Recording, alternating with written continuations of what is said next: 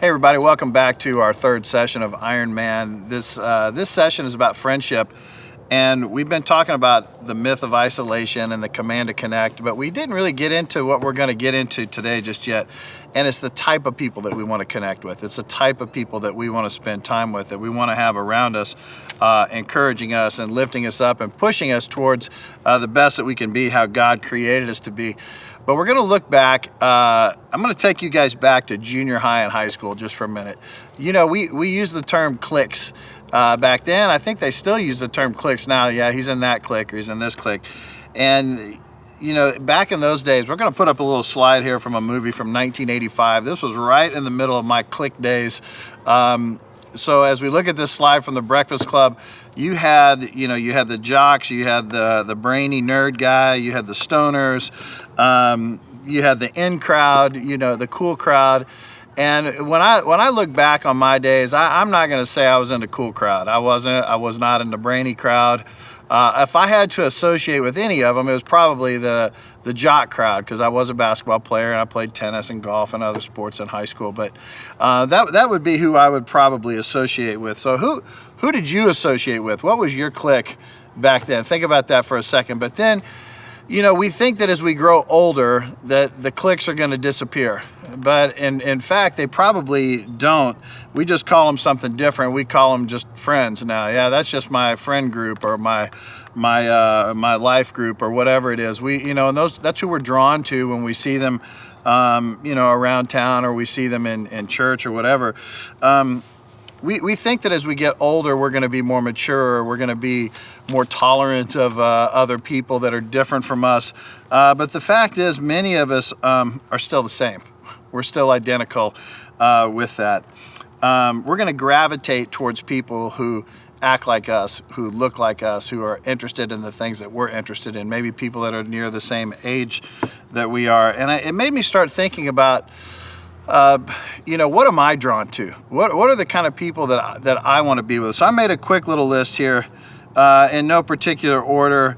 The first one is I want to be around people that have a sense of humor. I want to be around people that are funny. I don't want to be around people that are serious all the time. That drags me down. I want to be around people that are positive. I've got one friend of mine named Evan. Some of you guys know him, but Evan is super positive. He's been through some of the worst things, and he's one of the most positive guys I know. In fact, when he was in college, he was Sparky. He was the mascot for Arizona State University. So I still call him that. Call him Sparky, because that's what he is to me. He calls me on the phone. Hey, what's up, Big Easy? He calls me Big Easy, and we talk about every day. And I know that when he calls, and when I look at the number on the phone, I know there's going to be a lot of laughs. I know there's going to be a lot of positivity coming from him. It tells me to win the day, going back on the last study that we had. So I want to be around funny people, positive people, but more importantly, and this should probably be number one on the list, I want to be around people, men that have godly character. Now, if they don't have godly character and they have all these other things, I'm probably not going to spend that much time with them. You throw godly character in with this list that I'm presenting here, it's a win for me, and those are the kind of people I want to be with. I want to be around guys that are spontaneous.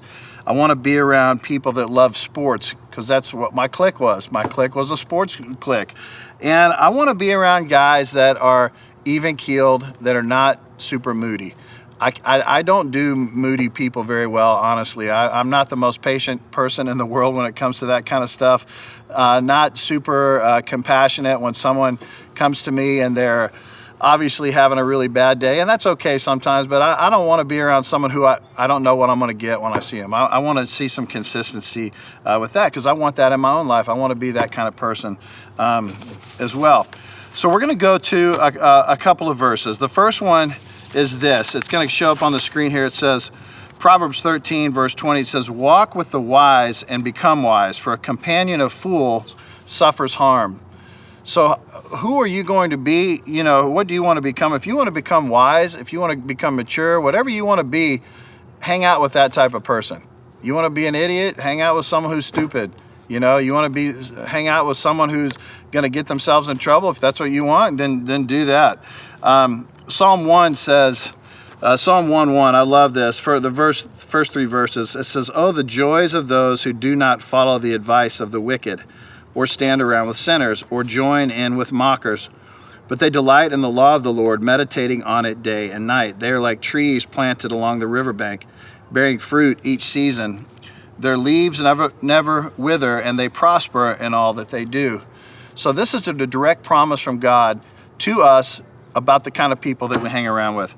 It says in verse 1, if you stand around with sinners, you are not going to prosper. Okay, very clearly. Or look at that as the opposite. You stay away from those kind of people. You stay away from sinners and mockers and wicked people. It says you are going to prosper in everything that you do.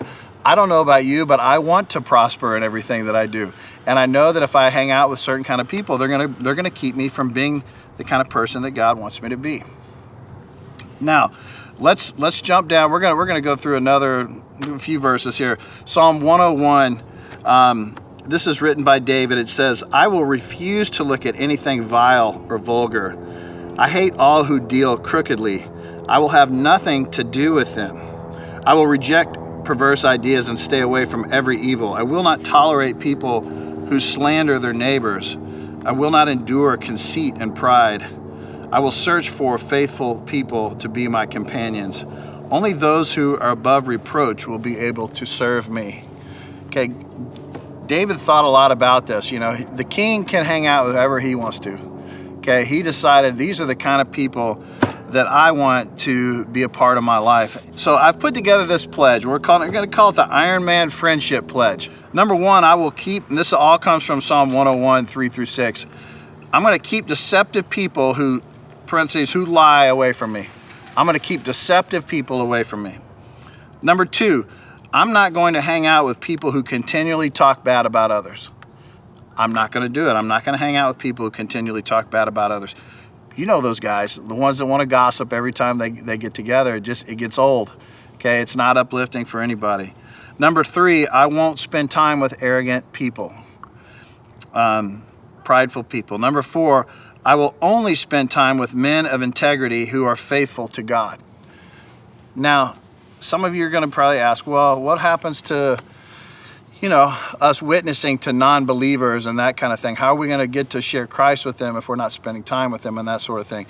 And there's some validity to that. But, who you spend your time with, the author here talks about it's like a marinade on a steak. Whatever you surround yourself with is going to soak into you. It's going to rub off on you. So I want you to be very careful if that's your justification for who you're spending time with.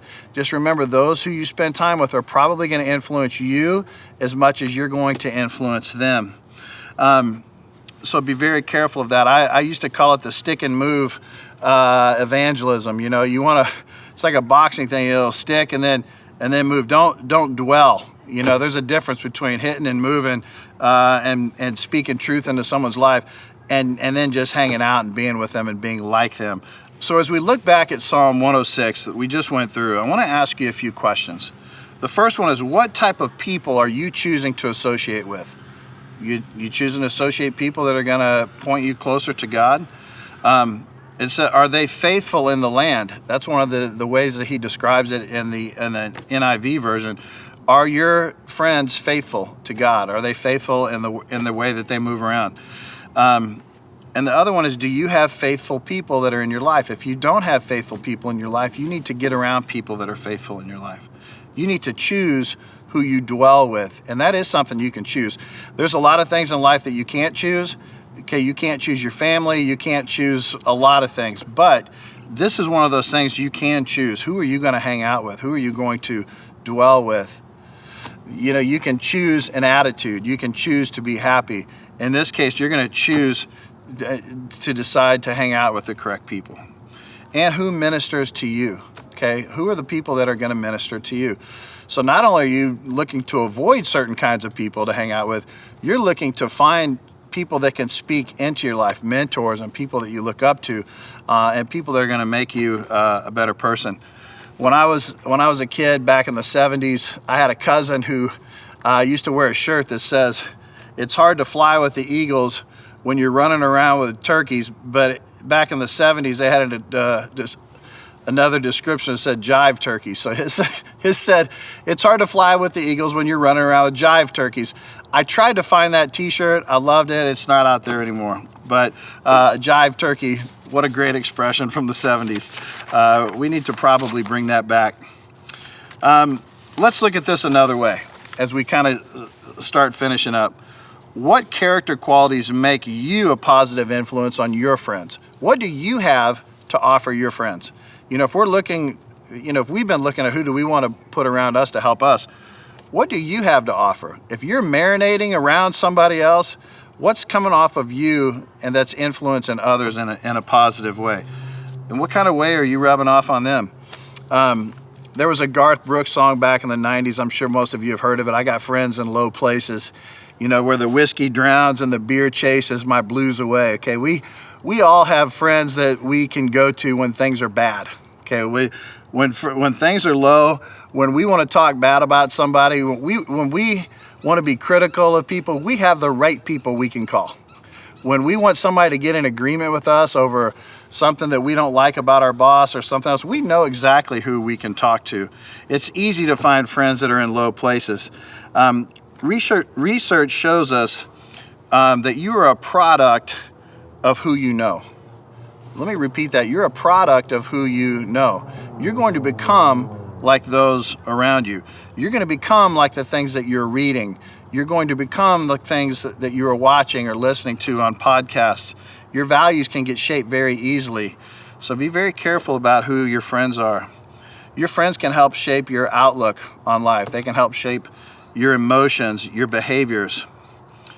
They can have an influence that can pull you away from the plans that you have to follow God. They can thwart your efforts easily. It's easy to fall in with somebody that looks like they're having a fun time. And sometimes the fun times are not the right thing to do. Sometimes fun times are the right thing to do, but we have to be very careful of the decisions that we make in those lines. Okay, so as we conclude, your friends have the ability to either pull you up or to pull you down. The best option is to seek out friends that can support you and shape you into God's man. Are you getting closer to God through the time that you're spending with other friends? You don't always have to talk about God, but when you're with somebody who shares those same values, I would encourage you to make a list. What are the values that you like about a friend? What are the things that you like to hang out? I listed positivity, humor, godly character, those things. Make a list in your mind and see, is that the kind of people that I'm hanging out with right now? And if it's not, I think probably need to make some changes on that. So guys, I hope you have a great week. I hope this was encouraging to you. We'll see you next week.